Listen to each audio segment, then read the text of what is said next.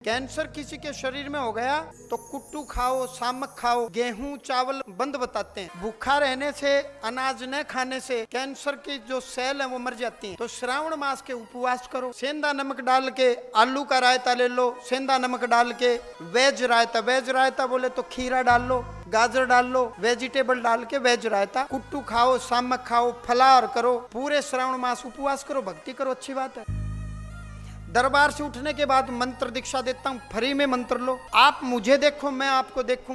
बार बार बोलता हूँ, धन की 3 गति। सबसे पहली गति मजे करो, अपने ऊपर खर्च करो, बाढ़ में जाए दुनिया। कमाते हो किसके लिए? डॉक्टर के लिए। कमाते हो किसके लिए? वकील के लिए। कमा मर गए, अपने ढंग से कपड़े नहीं पहन पाए, घर में चद्दर भी खरीदी तो बोला कोई मेहमान आएगा तो निकाल लेंगे। मेहमान क्यों? हम मेहमान हैं, अपने लिए बिछाओ अपना बढ़िया बिछोना, अपने लिए करो, मेहमान से क्या लेना देना। दूसरी गति नेक काम करो, गंगा जी जाओ, वैष्णो देवी जाओ, वृंदावन जाओ, महात्माओं के दर्शन करो। देश में अच्छे अच्छे स्थान है देखने लायक, वहाँ के दर्शन करो, दर्शन का लाभ लो। भारत में आए हो, अमेरिका में होते, इंग्लैंड में होते, इराक में होते तो ये थोड़े बोलता कि गंगा के दर्शन करो। इराक में होते तो मैं ये थोड़े कहता कि साला सरवाला जी जाओ, खाटू श्याम जाओ, वृंदावन जाओ, काशी जाओ, उज्जैन जाओ। भारत में हो इसलिए ये बात बोल रहा हूँ जी। ना तो हम अपने ऊपर खर्च करेंगे, ना हम तीर्थ करेंगे तो धन कर देगा, तुम्हारा नाश कर देगा धन। तीसरी गति है नाश। कोई आएगा और फुर्र हो जाएगा लेकर के। गरीब हो, कुछ नहीं है, आप मुझे देखो, मैं आपको देखूं, कोई दबाव नहीं।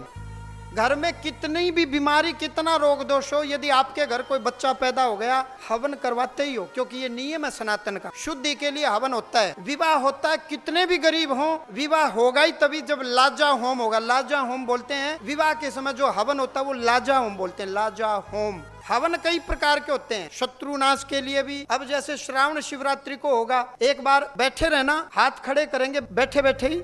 जिनको संतान नहीं है, कौन कौन एक बार संतान की इच्छा से, संतान प्राप्ति के लिए कौन कौन जो ये चाहते हैं हमारे यहाँ संतान हो जाए, संतान प्राप्ति के लिए श्रावण मास की शिवरात्रि को धाम में हवन तो प्रतिदिन होता है, लेकिन श्रावण मास की शिवरात्रि को मनमंथ यज्ञ होगा। या तो शिवरात्रि को करते हैं श्रावण मास में, या फाल्गुन मास में फागण की महाशिवरात्रि को करते हैं, बाकी दिन नहीं करते हैं। वो हवन कौन सा हवन? मनमंथ यज्ञ, जो राजा दशरथ ने करवाया था पुत्र प्राप्ति के लिए। संतान ही नहीं, संतान में भी पुत्र प्राप्ति के लिए। और एक होता है श्रीमंथ यज्ञ, किसी भी प्रकार की इच्छा हो, कोर्ट कचहरी का मैटर है, रोग दोष बीमारियां हैं, या कोई नौकरी की इच्छा है, बच्चे पढ़ते हैं लेकिन काम नहीं बनता, विदेश का काम नहीं बनता, फाइल अटक गई, बीच में एजेंट को पैसे दे दी लाखों लाखों, अब ना ले सकते ना दे सकते, फंस गए, काम बन नहीं रहा।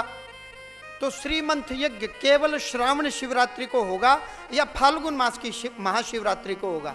तो 11 अगस्त को हवन में बैठे, श्रावण मास के उपवास करें।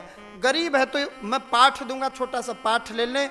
हवन अपने घर में नियम करें, कायदे से नियम करके वो पाठ करें, आपको फल मिल जाएगा। भगवान भी आपको इस लायक करें कि एक दिन आप भी गया में जाके अपने पूर्वजों का श्राद्ध कर सकें।